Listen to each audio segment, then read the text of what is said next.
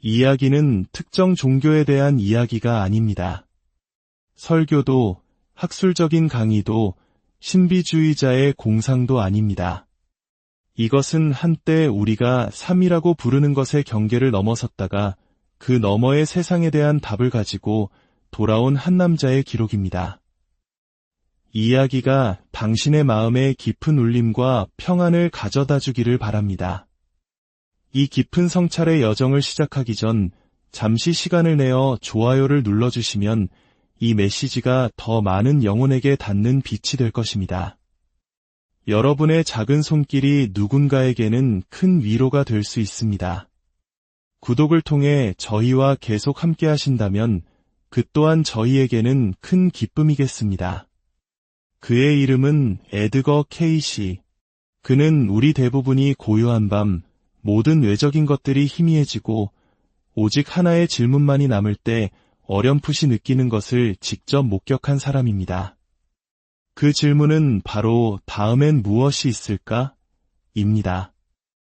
에드거 케이사는 우리가 흔히 생각하는 그런 신비주의자가 아니었습니다. 그는 명성을 좇지 않았고 추종자들을 만들지도 않았으며 구원을 약속하지도 않았습니다. 그는 켄터키 출신의 평범한 미국인, 부드러운 목소리와 깊은 눈을 가진 순박한 시골 청년이었습니다.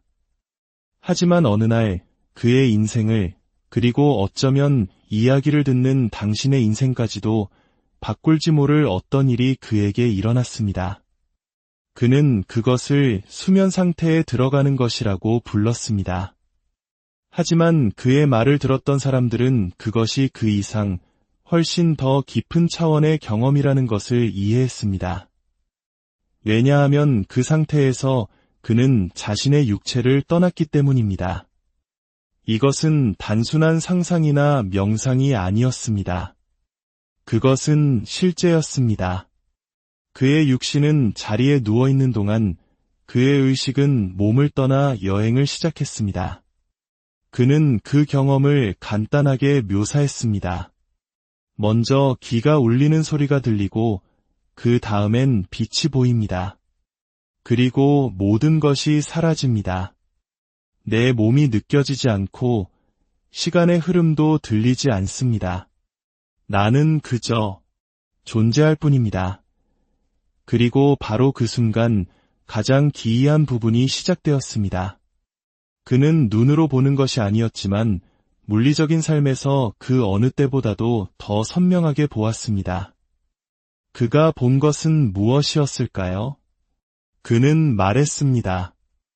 영혼은 고통 없이, 두려움 없이 부드럽게 육신을 떠납니다. 마치 오랫동안 입고 있던 무거운 외투를 벗어버리는 것과 같습니다. 처음에는 낯설지만 이내 가벼워집니다. 그는 최면 상태에 누워있는 자기 자신을 방을 위에서 내려다보는 것을, 그리고 주위에 서서 질문을 던지는 사람들을 지켜보는 경험을 이야기했습니다. 그러다 모든 것이 변했습니다. 그는 천장도, 바닥도, 벽도 없는 공간에 있는 자신을 발견했습니다. 그는 그곳을 빛의 영역이라 불렀습니다. 그곳에는 아무런 소리도 없었지만 그는 알아야 할 모든 것을 알고 있었습니다. 생각은 단어의 형태로 오지 않고 순간적인 깨달음으로 다가왔습니다. 그리고 그 빛 속에는 다른 존재들, 다른 의식들, 다른 영혼들이 있었습니다.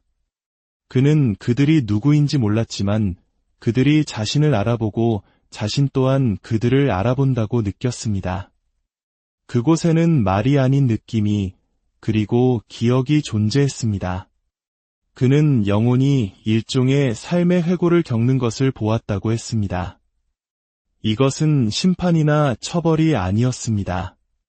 마치 한 편의 영화를 보는 것과 같은 회상의 과정이었습니다. 다만 이 영화 속에서 당신은 당신 자신뿐만 아니라 당신이 말 한마디, 행동 하나, 혹은 침묵으로 스쳤던 모든 사람의 감정까지도 고스란히 느끼게 됩니다. 그리고 그때서야 비로소 당신이 진정 어떤 사람이었는지를 이해하게 됩니다. 최면과 같은 유체 이탈 경험에서 깨어난 후 에드거 케이시는 곧바로 현실에 적응하기 힘들어했습니다. 그는 마치 꿈에서 깨어나는 것이 아니라 우리의 현실보다 더 선명하고 깊은 또 다른 현실에서 깨어나는 것 같다고 말했습니다. 세상으로 돌아오는 것이 아니라 껍데기, 즉 한계 속으로 다시 들어오는 느낌이었다고 합니다. 그는 종종 이렇게 되뇌었습니다. 진정한 삶은 여기에 있는 것이 아닙니다. 우리는 그저 손님, 여행자, 학생들이라는 것입니다.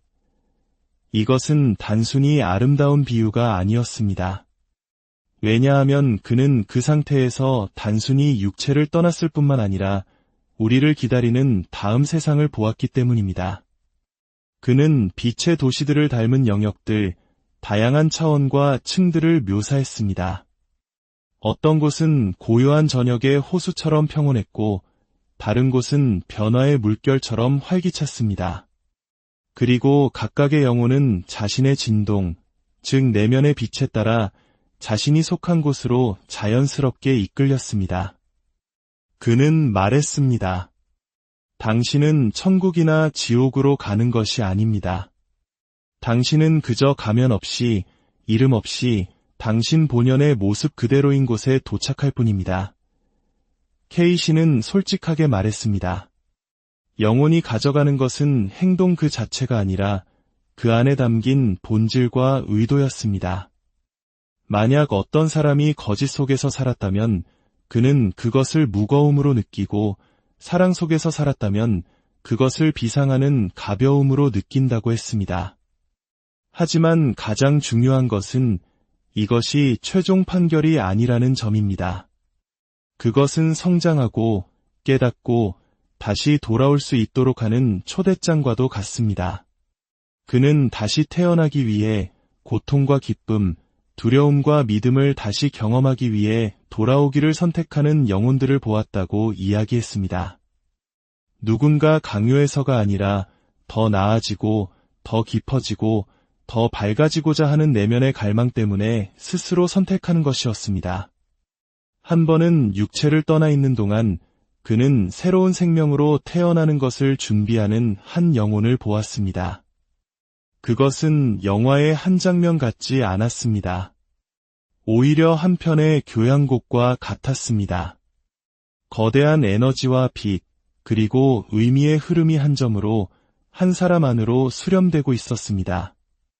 그리고 그는 깨달았습니다.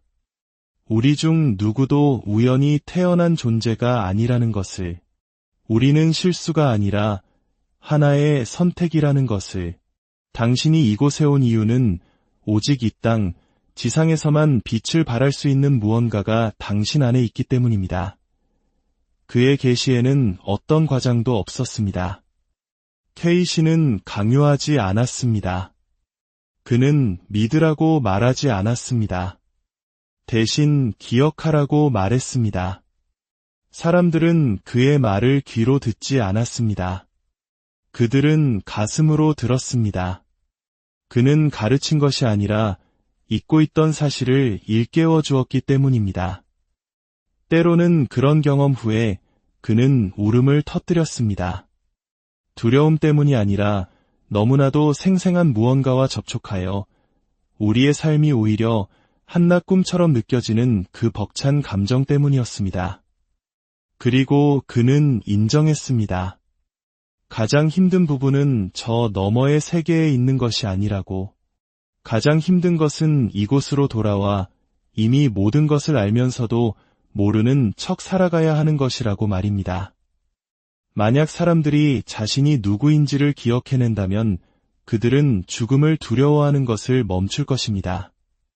왜냐하면 죽음은 끝이 아니라 이 삶보다 더 실제적인 다음 단계의 시작일 뿐이기 때문입니다. 어느 날 가장 깊은 무의식 상태에서 에드거 케이시는 삶 너머의 영역뿐만 아니라 영혼이 육체를 떠나는 바로 그 전환의 순간을 목격했습니다.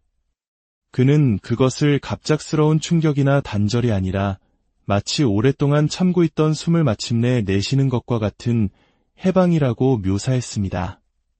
그리고 그 순간 모든 것이 변합니다. 당신은 더 이상 육체 안에 있지 않지만 여전히 존재합니다. 당신은 인식하고, 느끼고, 지각합니다. 다만 어떤 필터나 고통도 없이 훨씬 더 순수하게 말입니다. 처음에는 당신 자신, 당신의 육체, 그리고 주위 사람들을 봅니다. 모든 것이 이상하게 멀게 느껴지죠. 마치 더 이상 당신의 것이 아닌 것처럼요. 그리고는 빛이 당신을 부르는 것 같습니다. 눈부신 빛이 아니라 따뜻한 빛입니다. 그 빛은 눈을 멀게 하지 않고 평화로움으로 당신을 부릅니다. 그는 영혼을 맞이하는 것이 천사나 먼저 간 친척들이 아니라고 했습니다. 그들은 말로 묘사할 수 없는 존재들이었습니다. 왜냐하면 그들은 형태가 없지만 분명한 현존감을 가지고 있었기 때문입니다. 그들을 볼 수는 없지만 증명이 필요 없는 사랑처럼 그들을 느낄 수 있습니다. 그냥 존재하는 것입니다. 그것은 마치 당신이 늘 있었던 곳으로 돌아온 것 같은 알아봄의 상태입니다. 당신이 잠시 잊었을 뿐이라고 케이시는 말했습니다. 하지만 핵심은 이것이 단순한 만남이 아니라는 것입니다. 그것은 진실의 순간입니다. 그곳에는 심판도, 처벌도 없습니다. 그들은 당신에게 당신의 전생애를 손바닥 위에 올려놓은 것처럼 보여줍니다. 하지만 사건들이 아니라 감정들을 보여줍니다. 당신이 느꼈던 것, 그리고 당신 주위의 다른 사람들이 느꼈던 것을 말입니다. 당신이 세상에 내보냈던 모든 것이 당신에게 돌아와 당신이 이해할 수 있도록 합니다. 만약 당신이 누군가에게 상처를 주었다면 당신은 그 고통을 느끼게 될 것입니다. 처벌로서가 아니라, 이것이 그 사람이 느꼈던 것이구나 하는 깨달음의 교훈으로서 말입니다. 그리고 만약 당신이 누군가를 사랑했다면 당신은 그 사랑을 다시 한번 증폭되고 순수하게 말에 의해 왜곡되지 않은 상태로 느끼게 될 것입니다. 그것은 심판이 아니라 거울입니다. 케이시는 말했습니다. 당신이 누구였는지를 묻는 것은 신이 아닙니다. 두려움 없이, 변명 없이 당신 스스로에게 답하는 당신 자신입니다. 나는 내가 되고 싶었던 사람이 되었는가? 때때로 영혼들은 더 나아가기를 거부한다고 그는 말했습니다. 그들은 두려워하고 세상에 사랑하는 사람들에게 끝마치지 못한 일들에 집착합니다. 그리고 그들은 그 중간, 그가 잿빛의 공간이라고 부른 곳에 머무릅니다. 그곳에는 두려움은 없지만 평화도 없습니다. 당신이 계속 나아가거나 돌아가기로 결정할 때까지 문 없는 복도와 같은 곳입니다. 하지만 다음에 온 것은 훨씬 더 놀라웠습니다. 그는 영혼이 삶에서 축적한 것에 따라 가게 되는 여러 차원과 장소들을 묘사했습니다. 부나 지위가 아니라 빛을 말입니다. 순수한 의도, 상처받을 때조차 사랑할 수 있는 능력 같은 것들 말입니다. 그리고 이 각각의 차원은 장소가 아니라 상태이며 진동입니다. 당신은 상승하는 것이 아닙니다. 당신은 당신이 누구인지를 기억해낼 뿐입니다. 그리고 그것을 통해 당신은 그 자체가 됩니다. 케이시의 목소리는 특히 이 부분을 말할 때면 마치 입 밖에 내서는 안 될 비밀을 말하려는 듯 조용해졌습니다. 하지만 그는 말했습니다. 그 차원들 너머에는 침묵이 있다고. 하지만 텅 빈 침묵이 아니라 우주의 숨결과 같은 침묵이라고 했습니다. 그곳에는 형체도, 이름도, 당신이 누구였는지에 대한 기억도 없습니다. 오직 본질만이, 그 본래의 빛 속에 있는 영혼만이 존재합니다. 말로 표현할 수가 없습니다. 그것은 모든 것의 근원으로 돌아가는 것과 같습니다. 그곳에서는 당신과 창조주가 둘이 아닌 하나가 되는 곳입니다. 하지만 그곳에 도달하기 위해서는 모든 것을 내려놓는 과정을 거쳐야 합니다. 그리고 그것은 항상 쉽지만은 않습니다.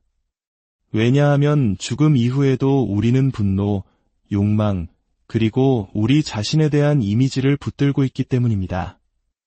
그리고 그러한 각각의 셔틀은 영혼이 솟아오르는 것을 막는 무게추와 같습니다. 그는 어떤 영혼들은 스스로를, 다른 이들을, 세상을 용서할 수 없어서 방황하는 것을 보았습니다. 또 어떤 영혼들은 잊혀지는 것을, 자신의 삶이 아무 의미 없었다고 여겨질까 두려워 방황했습니다. 그럴 때면 돕는 존재들이 다가옵니다. 구원자가 아니라 일깨워주는 자로서 말입니다. 당신은 당신이 생각하는 것보다 더 큰 존재이며 당신은 혼자가 아닙니다. 그는 때때로 영혼들에게 다음 생애의 모습이 보여진다고 했습니다. 하지만 처벌이 아니라 기회로서 말입니다.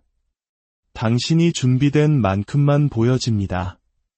그리고 그 암과 함께 돌아가거나 머무를 선택권이 주어집니다. 놀라운 것은 그의 말에 따르면 지상에서의 모든 고통에도 불구하고 많은 영혼들이 돌아오기를 원한다는 것입니다. 왜냐하면 저편에서는 삶이 고통이 아니라 사랑하고 성장하고 기억할 수 있는 기회라는 것을 문득 깨닫기 때문입니다. 영혼은 고통받기 위해 돌아오는 것이 아닙니다. 자기 자신이 되기 위해 돌아오는 것입니다. 그는 영혼들이 어떻게 미래의 삶을 선택하는지 보았다고 했습니다. 그들은 부모, 나라, 시대, 심지어 자신이 겪을 시련까지도 선택합니다. 희생자로서가 아니라 자기 자신에 대한 믿음을 가진 계획자로서 말입니다. 그리고 이것이 케이시의 가장 위대한 발견이었습니다. 우리는 무작위적인 존재가 아닙니다. 우리의 고통도, 우리의 만남도 결코 우연이 아닙니다. 우리에게 일어나는 모든 일은 우리가 무엇을 가지고 왔는지, 무엇을 마주하고 싶었는지, 무엇을 기억해내고 싶었는지를 반영합니다. 당신은 의미를 찾는 육체가 아닙니다. 당신은 육체 안으로 들어온 의미 그 자체입니다. 영혼의 가장 큰 고통은 육체를 잃는 것이 아니라 자신의 본성을 잊어버리는 것이라고 케이시는 말했습니다. 대부분의 사람들이 꿈속에 있는 것처럼 사는 이유는 그들이 깨어났을 때 보게 될 것을 두려워하기 때문이라고 주장했습니다. 하지만 깨어나는 것, 그것이야말로 이 땅에 태어난 진정한 목적입니다. 그의 기록 중에는 한 가지 주목할 만한 사례가 있습니다. 그는 남편을 갑작스럽게 잃은 한 여인과 상담했습니다. 그녀는 절망에 빠져 있었습니다. 케이시는 눈을 감고 무의식 상태에 들어갔다가 갑자기 이렇게 말했습니다. 그는 떠나지 않았습니다. 그는 가까이에 있어요. 당신을 지켜보고 있습니다. 슬퍼하지 말라고, 삶에서 숨지 말라고 부탁하고 있습니다. 그는 말합니다. 나는 죽지 않았어. 그냥 조금 앞서갔을 뿐이야. 상담이 끝난 후 그 여인은 울었지만 그것은 고통 때문이 아니라 자신의 마음이 전해졌다는 느낌, 그리고 상상할 수 있는 것보다 더 위대한 무언가가 자신과 함께하고 있다는 느낌 때문이었습니다. 케이시는 주장했습니다. 영혼은 결코 길을 잃지 않습니다. 우리가 두려움 속에서 죽거나 혼란스러워하더라도 우리는 결국 발견됩니다. 빛은 언제나 자신의 불꽃을 찾아냅니다. 왜냐하면 모든 사람은 우연이 아니라 어떤 오래된 기도에 대한 응답이자 부르심이기 때문입니다. 그의 마지막 무의식 상태 기록 중 하나에서 케이시는 이렇게 말했습니다. 나는 빛으로 돌아가는 한 영혼을 보았습니다. 그 영혼은 울고 있었습니다. 고통 때문이 아니라 알아차림 때문이었습니다. 자신이 살아생전 얼마나 자신을 과소평가했는지, 그리고 그 모든 시간 동안 얼마나 깊이 사랑받고 있었는지를 깨달았기 때문입니다. 에드거 케이시는 무의식 상태에서 돌아온 후 종종 오랫동안 침묵을 지켰다고 합니다. 할 말이 없어서가 아니라 자신이 본 것을 담기에는 말이 너무나 좁은 그릇이라고 느꼈기 때문입니다. 어떤 것들은 오직 침묵을 통해서만 스스로 기억해내는 사람들과만 나눌 수 있다고 그는 인정했습니다. 어느 날 그는 기이한 말을 남겼습니다. 완벽해질 필요는 없습니다. 진짜가 되어야 합니다. 그리고 그 말 속에 그가 경험한 것의 본질이 담겨 있습니다. 죽음 너머에는 저울도 장부를 든 회계사도 없습니다. 오직 가면 없이, 두려움 없이, 방어기제 없이 있는 그대로의 당신만이 존재합니다. 그리고 당신이 받게 될 가장 중요한 질문은 이렇습니다. 당신은 당신 자신이 되었습니까? 우리가 겪는 모든 위기와 고통은 처벌이 아니라 당신이 자신에게서 멀어졌으니 이제 돌아올 시간이라는 신호입니다. K씨는 수천 건의 기록을 남겼지만 가장 중요한 것은 그 기록 안에 있지 않았습니다. 가장 중요한 것은 그가 살아가는 태도에 있었습니다. 그는 우리에게 일어나는 모든 일이 위대한 깨어남의 일부라고 믿었습니다. 가장 길을 잃은 사람조차도 어느 순간에는 내면으로부터의 부름을 듣게 될 것이라고 말입니다. 그는 자주 말했습니다. 저를 믿지 마십시오. 당신 자신에게 물어보십시오. 눈을 감고 귀를 기울여 보세요. 생각이 끝나는 곳에서 당신이 누구인지에 대한 기억이 시작됩니다. 어쩌면 우리가 지금 이야기를 듣고 있는 이유도 그 때문일지 모릅니다. 우리 내면 어딘가에서는 이 모든 것을 이미 알고 있기 때문입니다. K씨가 영혼의 목소리라고 불렀던 그 음악이 이미 우리 안에서 연주되고 있기 때문입니다. 만약 이 이야기가 당신의 마음속 어딘가를 건드렸다면 그것은 우연이 아닐지도 모릅니다. 이 영상이 당신에게 울림을 주었다면 잊고 지냈지만 이제는 기억할 준비가 된 다른 누군가에게 공유해 주세요. 당신이 건네는 작은 빛 하나가 그들의 길을 밝혀줄 수 있습니다. 말이 끝나고 진정한 시작이 펼쳐지는 곳에서 다시 뵙겠습니다. 이야기는 특정 종교에 대한 이야기가 아닙니다. 설교도, 학술적인 강의도, 신비주의자의 공상도 아닙니다. 이것은 한때 우리가 삶이라고 부르는 것의 경계를 넘어섰다가 그 너머의 세상에 대한 답을 가지고 돌아온 한 남자의 기록입니다. 이야기가 당신의 마음에 깊은 울림과 평안을 가져다 주기를 바랍니다. 이 깊은 성찰의 여정을 시작하기 전 잠시 시간을 내어 좋아요를 눌러주시면 이 메시지가 더 많은 영혼에게 닿는 빛이 될 것입니다. 여러분의 작은 손길이 누군가에게는 큰 위로가 될 수 있습니다. 구독을 통해 저희와 계속 함께 하신다면 그 또한 저희에게는 큰 기쁨이겠습니다. 그의 이름은 에드거 K씨. 그는 우리 대부분이 고요한 밤, 모든 외적인 것들이 희미해지고 오직 하나의 질문만이 남을 때 어렴풋이 느끼는 것을 직접 목격한 사람입니다. 그 질문은 바로 다음엔 무엇이 있을까? 입니다. 에드거 K사는 우리가 흔히 생각하는 그런 신비주의자가 아니었습니다. 그는 명성을 좇지 않았고 추종자들을 만들지도 않았으며 구원을 약속하지도 않았습니다. 그는 켄터키 출신의 평범한 미국인, 부드러운 목소리와 깊은 눈을 가진 순박한 시골 청년이었습니다. 하지만 어느 날 그의 인생을, 그리고 어쩌면 이야기를 듣는 당신의 인생까지도 바꿀지 모를 어떤 일이 그에게 일어났습니다. 그는 그것을 수면 상태에 들어가는 것이라고 불렀습니다. 하지만 그의 말을 들었던 사람들은 그것이 그 이상 훨씬 더 깊은 차원의 경험이라는 것을 이해했습니다. 왜냐하면 그 상태에서 그는 자신의 육체를 떠났기 때문입니다. 이것은 단순한 상상이나 명상이 아니었습니다. 그것은 실제였습니다. 그의 육신은 자리에 누워있는 동안 그의 의식은 몸을 떠나 여행을 시작했습니다. 그는 그 경험을 간단하게 묘사했습니다. 먼저 기가 울리는 소리가 들리고 그 다음엔 빛이 보입니다. 그리고 모든 것이 사라집니다. 내 몸이 느껴지지 않고 시간의 흐름도 들리지 않습니다. 나는 그저 존재할 뿐입니다. 그리고 바로 그 순간 가장 기이한 부분이 시작되었습니다. 그는 눈으로 보는 것이 아니었지만 물리적인 삶에서 그 어느 때보다도 더 선명하게 보았습니다. 그가 본 것은 무엇이었을까요? 그는 말했습니다. 영혼은 고통 없이, 두려움 없이 부드럽게 육신을 떠납니다. 마치 오랫동안 입고 있던 무거운 외투를 벗어버리는 것과 같습니다. 처음에는 낯설지만 이내 가벼워집니다.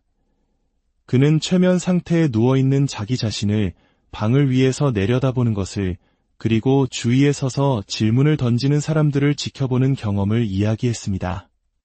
그러다 모든 것이 변했습니다. 그는 천장도, 바닥도, 벽도 없는 공간에 있는 자신을 발견했습니다. 그는 그곳을 빛의 영역이라 불렀습니다. 그곳에는 아무런 소리도 없었지만 그는 알아야 할 모든 것을 알고 있었습니다. 생각은 단어의 형태로 오지 않고 순간적인 깨달음으로 다가왔습니다. 그리고 그 빛 속에는 다른 존재들, 다른 의식들, 다른 영혼들이 있었습니다. 그는 그들이 누구인지 몰랐지만 그들이 자신을 알아보고 자신 또한 그들을 알아본다고 느꼈습니다. 그곳에는 말이 아닌 느낌이, 그리고 기억이 존재했습니다. 그는 영혼이 일종의 삶의 회고를 겪는 것을 보았다고 했습니다. 이것은 심판이나 처벌이 아니었습니다. 마치 한 편의 영화를 보는 것과 같은 회상의 과정이었습니다. 다만 이 영화 속에서 당신은 당신 자신뿐만 아니라 당신이 말 한마디, 행동 하나, 혹은 침묵으로 스쳤던 모든 사람의 감정까지도 고스란히 느끼게 됩니다. 그리고 그때서야 비로소 당신이 진정 어떤 사람이었는지를 이해하게 됩니다. 최면과 같은 유체 이탈 경험에서 깨어난 후 에드거 케이시는 곧바로 현실에 적응하기 힘들어했습니다. 그는 마치 꿈에서 깨어나는 것이 아니라 우리의 현실보다 더 선명하고 깊은 또 다른 현실에서 깨어나는 것 같다고 말했습니다. 세상으로 돌아오는 것이 아니라 껍데기, 즉 한계 속으로 다시 들어오는 느낌이었다고 합니다. 그는 종종 이렇게 되뇌었습니다. 진정한 삶은 여기에 있는 것이 아닙니다. 우리는 그저 손님, 여행자, 학생들이라는 것입니다. 이것은 단순히 아름다운 비유가 아니었습니다. 왜냐하면 그는 그 상태에서 단순히 육체를 떠났을 뿐만 아니라 우리를 기다리는 다음 세상을 보았기 때문입니다. 그는 빛의 도시들을 닮은 영역들, 다양한 차원과 층들을 묘사했습니다. 어떤 곳은 고요한 저녁의 호수처럼 평온했고 다른 곳은 변화의 물결처럼 활기찼습니다. 그리고 각각의 영혼은 자신의 진동, 즉 내면의 빛에 따라 자신이 속한 곳으로 자연스럽게 이끌렸습니다. 그는 말했습니다. 당신은 천국이나 지옥으로 가는 것이 아닙니다. 당신은 그저 가면 없이, 이름 없이 당신 본연의 모습 그대로인 곳에 도착할 뿐입니다. 케이시는 솔직하게 말했습니다. 영혼이 가져가는 것은 행동 그 자체가 아니라 그 안에 담긴 본질과 의도였습니다.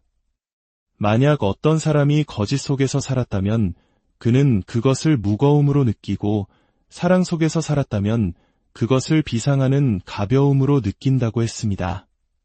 하지만 가장 중요한 것은 이것이 최종 판결이 아니라는 점입니다. 그것은 성장하고 깨닫고 다시 돌아올 수 있도록 하는 초대장과도 같습니다. 그는 다시 태어나기 위해 고통과 기쁨, 두려움과 믿음을 다시 경험하기 위해 돌아오기를 선택하는 영혼들을 보았다고 이야기했습니다. 누군가 강요해서가 아니라 더 나아지고 더 깊어지고 더 밝아지고자 하는 내면의 갈망 때문에 스스로 선택하는 것이었습니다. 한 번은 육체를 떠나 있는 동안 그는 새로운 생명으로 태어나는 것을 준비하는 한 영혼을 보았습니다. 그것은 영화의 한 장면 같지 않았습니다. 오히려 한 편의 교향곡과 같았습니다. 거대한 에너지와 빛, 그리고 의미의 흐름이 한 점으로 한 사람 안으로 수렴되고 있었습니다. 그리고 그는 깨달았습니다. 우리 중 누구도 우연히 태어난 존재가 아니라는 것을, 우리는 실수가 아니라 하나의 선택이라는 것을, 당신이 이곳에 온 이유는 오직 이 땅, 지상에서만 빛을 발할 수 있는 무언가가 당신 안에 있기 때문입니다.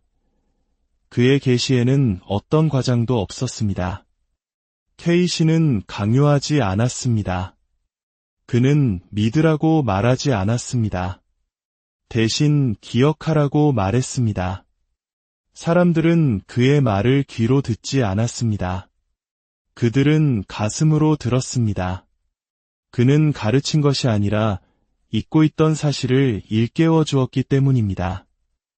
때로는 그런 경험 후에 그는 울음을 터뜨렸습니다. 두려움 때문이 아니라 너무나도 생생한 무언가와 접촉하여 우리의 삶이 오히려 한낮 꿈처럼 느껴지는 그 벅찬 감정 때문이었습니다. 그리고 그는 인정했습니다. 가장 힘든 부분은 저 너머의 세계에 있는 것이 아니라고. 가장 힘든 것은 이곳으로 돌아와 이미 모든 것을 알면서도 모르는 척 살아가야 하는 것이라고 말입니다. 만약 사람들이 자신이 누구인지를 기억해낸다면 그들은 죽음을 두려워하는 것을 멈출 것입니다. 왜냐하면 죽음은 끝이 아니라 이 삶보다 더 실제적인 다음 단계의 시작일 뿐이기 때문입니다. 어느 날 가장 깊은 무의식 상태에서 에드거 케이시는 삶 너머의 영역뿐만 아니라 영혼이 육체를 떠나는 바로 그 전환의 순간을 목격했습니다. 그는 그것을 갑작스러운 충격이나 단절이 아니라 마치 오랫동안 참고 있던 숨을 마침내 내쉬는 것과 같은 해방이라고 묘사했습니다. 그리고 그 순간 모든 것이 변합니다. 당신은 더 이상 육체 안에 있지 않지만 여전히 존재합니다. 당신은 인식하고, 느끼고, 지각합니다. 다만 어떤 필터나 고통도 없이 훨씬 더 순수하게 말입니다. 처음에는 당신 자신, 당신의 육체, 그리고 주위 사람들을 봅니다. 모든 것이 이상하게 멀게 느껴지죠. 마치 더 이상 당신의 것이 아닌 것처럼요. 그리고는 빛이 당신을 부르는 것 같습니다. 눈부신 빛이 아니라 따뜻한 빛입니다. 그 빛은 눈을 멀게 하지 않고 평화로움으로 당신을 부릅니다. 그는 영혼을 맞이하는 것이 천사나 먼저 간 친척들이 아니라고 했습니다. 그들은 말로 묘사할 수 없는 존재들이었습니다. 왜냐하면 그들은 형태가 없지만 분명한 현존감을 가지고 있었기 때문입니다. 그들을 볼 수는 없지만 증명이 필요 없는 사랑처럼 그들을 느낄 수 있습니다. 그냥 존재하는 것입니다. 그것은 마치 당신이 늘 있었던 곳으로 돌아온 것 같은 알아봄의 상태입니다. 당신이 잠시 잊었을 뿐이라고 케이시는 말했습니다. 하지만 핵심은 이것이 단순한 만남이 아니라는 것입니다. 그것은 진실의 순간입니다. 그곳에는 심판도 처벌도 없습니다. 그들은 당신에게 당신의 전생애를 손바닥 위에 올려놓은 것처럼 보여줍니다. 하지만 사건들이 아니라 감정들을 보여줍니다. 당신이 느꼈던 것, 그리고 당신 주위의 다른 사람들이 느꼈던 것을 말입니다. 당신이 세상에 내보냈던 모든 것이 당신에게 돌아와 당신이 이해할 수 있도록 합니다. 만약 당신이 누군가에게 상처를 주었다면 당신은 그 고통을 느끼게 될 것입니다. 처벌로서가 아니라, 이것이 그 사람이 느꼈던 것이구나 하는 깨달음의 교훈으로서 말입니다. 그리고 만약 당신이 누군가를 사랑했다면 당신은 그 사랑을 다시 한번 증폭되고 순수하게 말에 의해 왜곡되지 않은 상태로 느끼게 될 것입니다. 그것은 심판이 아니라 거울입니다. K씨는 말했습니다. 당신이 누구였는지를 묻는 것은 신이 아닙니다. 두려움 없이, 변명 없이 당신 스스로에게 답하는 당신 자신입니다. 나는 내가 되고 싶었던 사람이 되었는가? 때때로 영혼들은 더 나아가기를 거부한다고 그는 말했습니다. 그들은 두려워하고 세상에 사랑하는 사람들에게 끝마치지 못한 일들에 집착합니다. 그리고 그들은 그 중간, 그가 잿빛의 공간이라고 부른 곳에 머무릅니다. 그곳에는 두려움은 없지만 평화도 없습니다. 당신이 계속 나아가거나 돌아가기로 결정할 때까지 문 없는 복도와 같은 곳입니다. 하지만 다음에 온 것은 훨씬 더 놀라웠습니다. 그는 영혼이 삶에서 축적한 것에 따라 가게 되는 여러 차원과 장소들을 묘사했습니다. 부나 지위가 아니라 빛을 말입니다. 순수한 의도, 상처받을 때조차 사랑할 수 있는 능력 같은 것들 말입니다.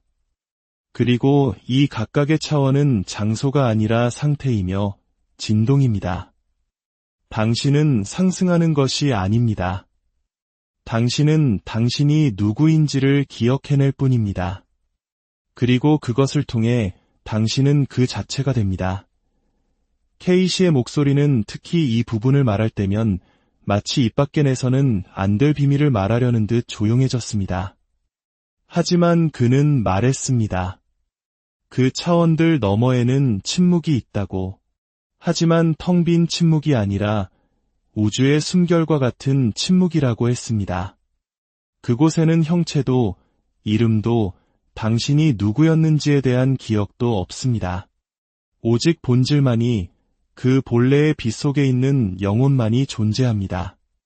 말로 표현할 수가 없습니다. 그것은 모든 것의 근원으로 돌아가는 것과 같습니다. 그곳에서는 당신과 창조주가 둘이 아닌 하나가 되는 곳입니다. 하지만 그곳에 도달하기 위해서는 모든 것을 내려놓는 과정을 거쳐야 합니다. 그리고 그것은 항상 쉽지만은 않습니다. 왜냐하면 죽음 이후에도 우리는 분노, 욕망, 그리고 우리 자신에 대한 이미지를 붙들고 있기 때문입니다. 그리고 그러한 각각의 셔틀은 영혼이 솟아오르는 것을 막는 무게추와 같습니다. 그는 어떤 영혼들은 스스로를, 다른 이들을, 세상을 용서할 수 없어서 방황하는 것을 보았습니다. 또 어떤 영혼들은 잊혀지는 것을, 자신의 삶이 아무 의미 없었다고 여겨질까 두려워 방황했습니다. 그럴 때면 돕는 존재들이 다가옵니다. 구원자가 아니라 일깨워주는 자로서 말입니다. 당신은 당신이 생각하는 것보다 더 큰 존재이며 당신은 혼자가 아닙니다. 그는 때때로 영혼들에게 다음 생애의 모습이 보여진다고 했습니다. 하지만 처벌이 아니라 기회로서 말입니다. 당신이 준비된 만큼만 보여집니다. 그리고 그 암과 함께 돌아가거나 머무를 선택권이 주어집니다. 놀라운 것은 그의 말에 따르면 지상에서의 모든 고통에도 불구하고 많은 영혼들이 돌아오기를 원한다는 것입니다. 왜냐하면 저편에서는 삶이 고통이 아니라 사랑하고 성장하고 기억할 수 있는 기회라는 것을 문득 깨닫기 때문입니다. 영혼은 고통받기 위해 돌아오는 것이 아닙니다. 자기 자신이 되기 위해 돌아오는 것입니다.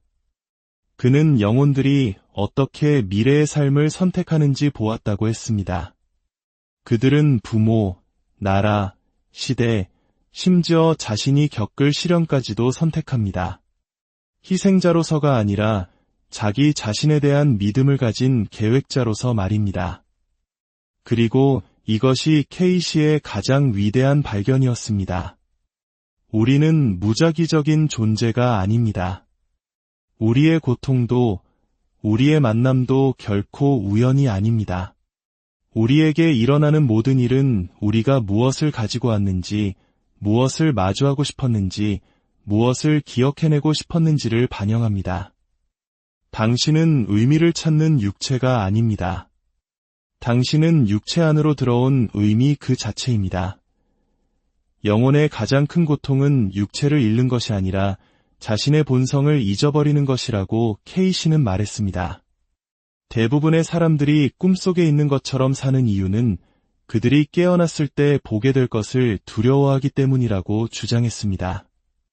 하지만 깨어나는 것, 그것이야말로 이 땅에 태어난 진정한 목적입니다. 그의 기록 중에는 한 가지 주목할 만한 사례가 있습니다. 그는 남편을 갑작스럽게 잃은 한 여인과 상담했습니다. 그녀는 절망에 빠져 있었습니다. 케이시는 눈을 감고 무의식 상태에 들어갔다가 갑자기 이렇게 말했습니다. 그는 떠나지 않았습니다. 그는 가까이에 있어요. 당신을 지켜보고 있습니다. 슬퍼하지 말라고, 삶에서 숨지 말라고 부탁하고 있습니다. 그는 말합니다. 나는 죽지 않았어.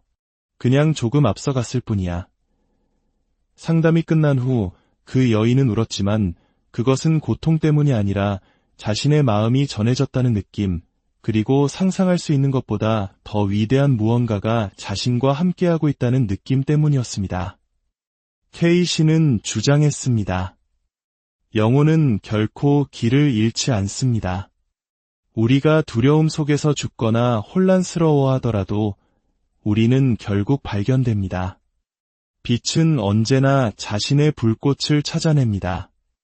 왜냐하면 모든 사람은 우연이 아니라 어떤 오래된 기도에 대한 응답이자 부르심이기 때문입니다. 그의 마지막 무의식 상태 기록 중 하나에서 케이시는 이렇게 말했습니다.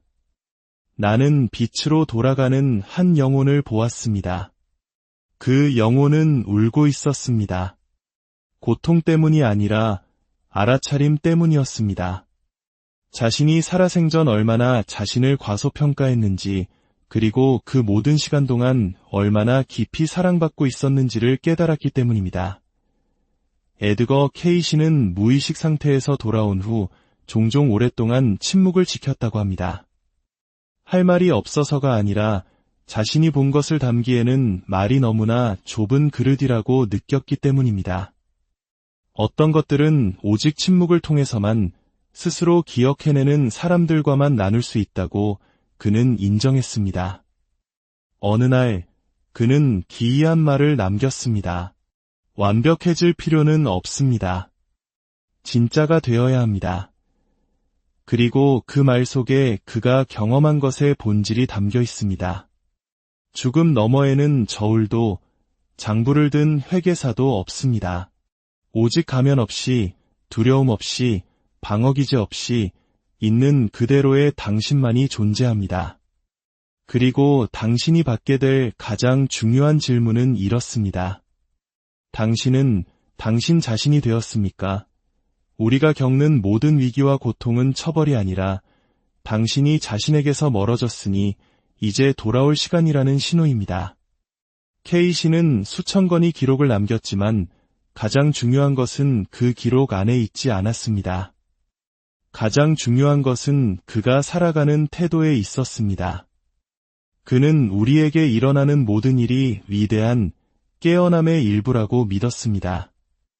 가장 길을 잃은 사람조차도 어느 순간에는 내면으로부터의 부름을 듣게 될 것이라고 말입니다. 그는 자주 말했습니다. 저를 믿지 마십시오. 당신 자신에게 물어보십시오. 눈을 감고 귀를 기울여 보세요. 생각이 끝나는 곳에서 당신이 누구인지에 대한 기억이 시작됩니다. 어쩌면 우리가 지금 이야기를 듣고 있는 이유도 그 때문일지 모릅니다. 우리 내면 어딘가에서는 이 모든 것을 이미 알고 있기 때문입니다. 케이시가 영혼의 목소리라고 불렀던 그 음악이 이미 우리 안에서 연주되고 있기 때문입니다. 만약 이 이야기가 당신의 마음속 어딘가를 건드렸다면 그것은 우연이 아닐지도 모릅니다. 이 영상이 당신에게 울림을 주었다면 잊고 지냈지만 이제는 기억할 준비가 된 다른 누군가에게 공유해 주세요. 당신이 건네는 작은 빛 하나가 그들의 길을 밝혀줄 수 있습니다. 말이 끝나고 진정한 시작이 펼쳐지는 곳에서 다시 뵙겠습니다.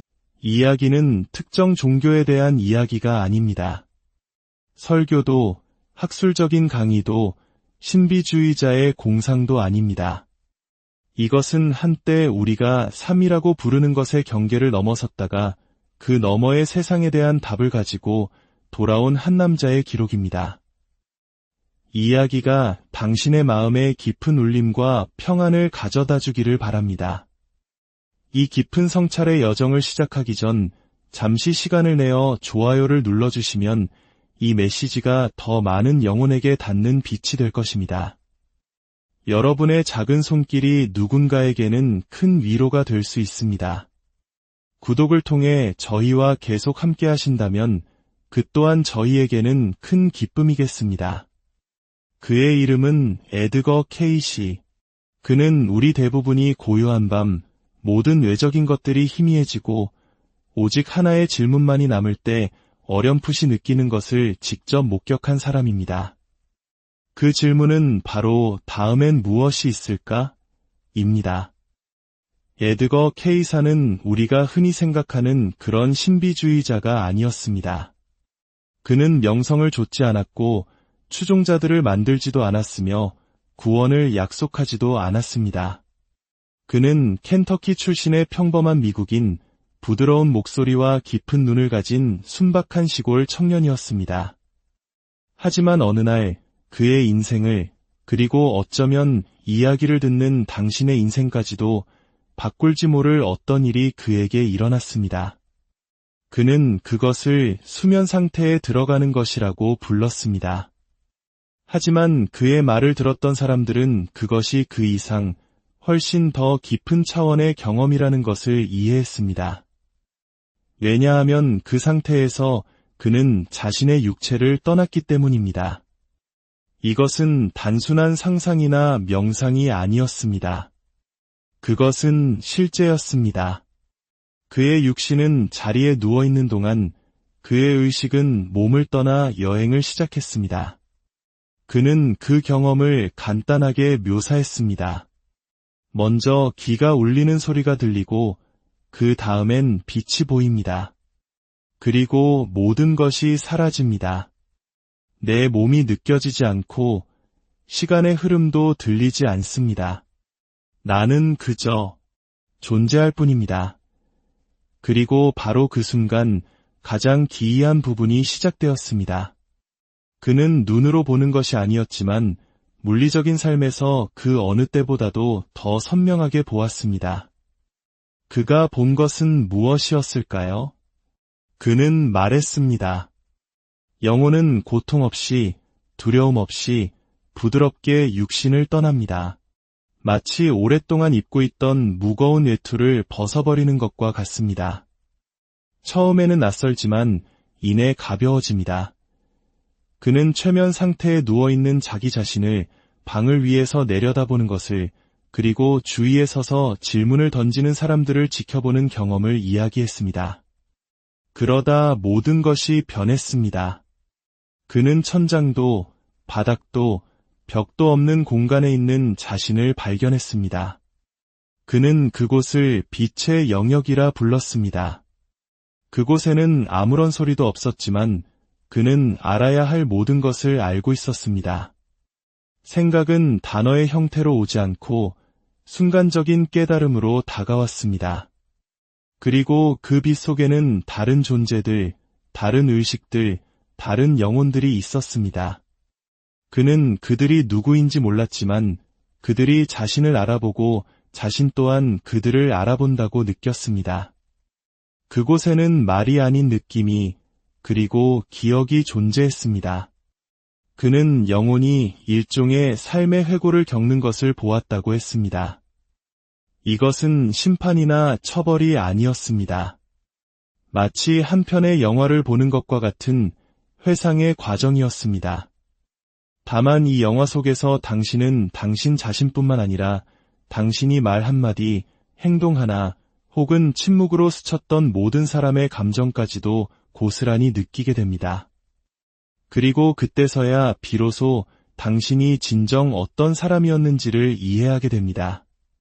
최면과 같은 유체 이탈 경험에서 깨어난 후 에드거 케이시는 곧바로 현실에 적응하기 힘들어했습니다.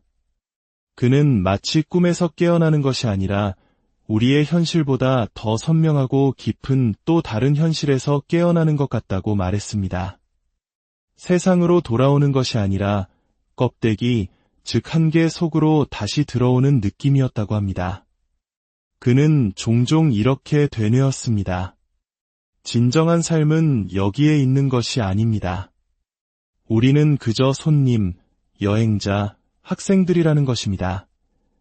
이것은 단순히 아름다운 비유가 아니었습니다. 왜냐하면 그는 그 상태에서 단순히 육체를 떠났을 뿐만 아니라 우리를 기다리는 다음 세상을 보았기 때문입니다. 그는 빛의 도시들을 닮은 영역들, 다양한 차원과 층들을 묘사했습니다. 어떤 곳은 고요한 저녁의 호수처럼 평온했고 다른 곳은 변화의 물결처럼 활기찼습니다. 그리고 각각의 영혼은 자신의 진동, 즉 내면의 빛에 따라 자신이 속한 곳으로 자연스럽게 이끌렸습니다. 그는 말했습니다. 당신은 천국이나 지옥으로 가는 것이 아닙니다. 당신은 그저 가면 없이, 이름 없이 당신 본연의 모습 그대로인 곳에 도착할 뿐입니다. 케이시는 솔직하게 말했습니다. 영혼이 가져가는 것은 행동 그 자체가 아니라 그 안에 담긴 본질과 의도였습니다. 만약 어떤 사람이 거짓 속에서 살았다면 그는 그것을 무거움으로 느끼고 사랑 속에서 살았다면 그것을 비상하는 가벼움으로 느낀다고 했습니다. 하지만 가장 중요한 것은 이것이 최종 판결이 아니라는 점입니다. 그것은 성장하고 깨닫고 다시 돌아올 수 있도록 하는 초대장과도 같습니다. 그는 다시 태어나기 위해 고통과 기쁨, 두려움과 믿음을 다시 경험하기 위해 돌아오기를 선택하는 영혼들을 보았다고 이야기했습니다. 누군가 강요해서가 아니라 더 나아지고 더 깊어지고 더 밝아지고자 하는 내면의 갈망 때문에 스스로 선택하는 것이었습니다. 한 번은 육체를 떠나 있는 동안 그는 새로운 생명으로 태어나는 것을 준비하는 한 영혼을 보았습니다. 그것은 영화의 한 장면 같지 않았습니다. 오히려 한 편의 교향곡과 같았습니다. 거대한 에너지와 빛, 그리고 의미의 흐름이 한 점으로 한 사람 안으로 수렴되고 있었습니다. 그리고 그는 깨달았습니다. 우리 중 누구도 우연히 태어난 존재가 아니라는 것을, 우리는 실수가 아니라 하나의 선택이라는 것을, 당신이 이곳에 온 이유는 오직 이 땅, 지상에서만 빛을 발할 수 있는 무언가가 당신 안에 있기 때문입니다. 그의 계시에는 어떤 과장도 없었습니다. 케이시는 강요하지 않았습니다. 그는 믿으라고 말하지 않았습니다. 대신 기억하라고 말했습니다. 사람들은 그의 말을 귀로 듣지 않았습니다. 그들은 가슴으로 들었습니다. 그는 가르친 것이 아니라 잊고 있던 사실을 일깨워 주었기 때문입니다. 때로는 그런 경험 후에 그는 울음을 터뜨렸습니다. 두려움 때문이 아니라 너무나도 생생한 무언가와 접촉하여 우리의 삶이 오히려 한낮 꿈처럼 느껴지는 그 벅찬 감정 때문이었습니다. 그리고 그는 인정했습니다. 가장 힘든 부분은 저 너머의 세계에 있는 것이 아니라고. 가장 힘든 것은 이곳으로 돌아와 이미 모든 것을 알면서도 모르는 척 살아가야 하는 것이라고 말입니다. 만약 사람들이 자신이 누구인지를 기억해낸다면 그들은 죽음을 두려워하는 것을 멈출 것입니다. 왜냐하면 죽음은 끝이 아니라 이 삶보다 더 실제적인 다음 단계의 시작일 뿐이기 때문입니다. 어느 날 가장 깊은 무의식 상태에서 에드거 케이시는 삶 너머의 영역뿐만 아니라 영혼이 육체를 떠나는 바로 그 전환의 순간을 목격했습니다. 그는 그것을 갑작스러운 충격이나 단절이 아니라 마치 오랫동안 참고 있던 숨을 마침내 내쉬는 것과 같은 해방이라고 묘사했습니다. 그리고 그 순간 모든 것이 변합니다. 당신은 더 이상 육체 안에 있지 않지만 여전히 존재합니다. 당신은 인식하고 느끼고 지각합니다. 다만 어떤 필터나 고통도 없이 훨씬 더 순수하게 말입니다. 처음에는 당신 자신, 당신의 육체, 그리고 주위 사람들을 봅니다. 모든 것이 이상하게 멀게 느껴지죠. 마치 더 이상 당신의 것이 아닌 것처럼요. 그리고는 빛이 당신을 부르는 것 같습니다. 눈부신 빛이 아니라 따뜻한 빛입니다. 그 빛은 눈을 멀게 하지 않고 평화로움으로 당신을 부릅니다. 그는 영혼을 맞이하는 것이 천사나 먼저 간 친척들이 아니라고 했습니다. 그들은 말로 묘사할 수 없는 존재들이었습니다. 왜냐하면 그들은 형태가 없지만 분명한 현존감을 가지고 있었기 때문입니다. 그들을 볼 수는 없지만 증명이 필요 없는 사랑처럼 그들을 느낄 수 있습니다. 그냥 존재하는 것입니다. 그것은 마치 당신이 늘 있었던 곳으로 돌아온 것 같은 알아봄의 상태입니다. 당신이 잠시 잊었을 뿐이라고 케이시는 말했습니다. 하지만 핵심은 이것이 단순한 만남이 아니라는 것입니다. 그것은 진실의 순간입니다. 그곳에는 심판도 처벌도 없습니다. 그들은 당신에게 당신의 전생애를 손바닥 위에 올려놓은 것처럼 보여줍니다. 하지만 사건들이 아니라 감정들을 보여줍니다. 당신이 느꼈던 것, 그리고 당신 주위의 다른 사람들이 느꼈던 것을 말입니다. 당신이 세상에 내보냈던 모든 것이 당신에게 돌아와 당신이 이해할 수 있도록 합니다. 만약 당신이 누군가에게 상처를 주었다면 당신은 그 고통을 느끼게 될 것입니다. 처벌로서가 아니라, 이것이 그 사람이 느꼈던 것이구나 하는 깨달음의 교훈으로서 말입니다. 그리고 만약 당신이 누군가를 사랑했다면 당신은 그 사랑을 다시 한번 증폭되고 순수하게 말에 의해 왜곡되지 않은 상태로 느끼게 될 것입니다. 그것은 심판이 아니라 거울입니다. 케이시는 말했습니다. 당신이 누구였는지를 묻는 것은 신이 아닙니다.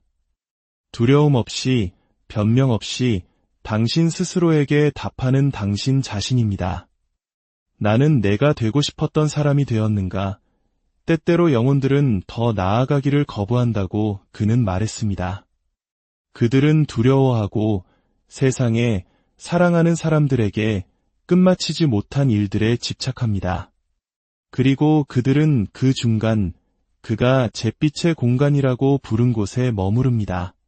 그곳에는 두려움은 없지만 평화도 없습니다. 당신이 계속 나아가거나 돌아가기로 결정할 때까지 문 없는 복도와 같은 곳입니다.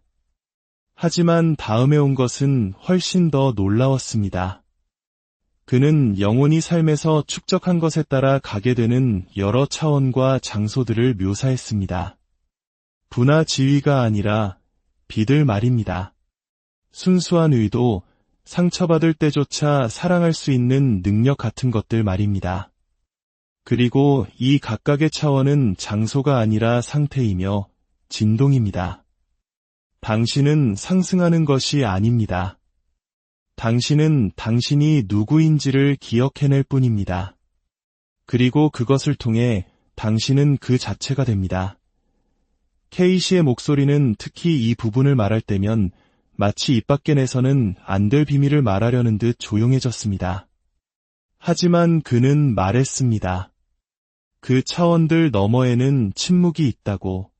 하지만 텅 빈 침묵이 아니라 우주의 숨결과 같은 침묵이라고 했습니다. 그곳에는 형체도, 이름도, 당신이 누구였는지에 대한 기억도 없습니다.